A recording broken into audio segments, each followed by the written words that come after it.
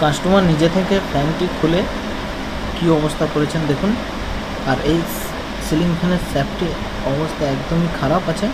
আবার সেই অবস্থায় বলছে কাস্টমার শ্যাফট না চেঞ্জ করে এই অবস্থাতেই লাগিয়ে দিতে, কিন্তু দুদিন পরে ঘুরে আসার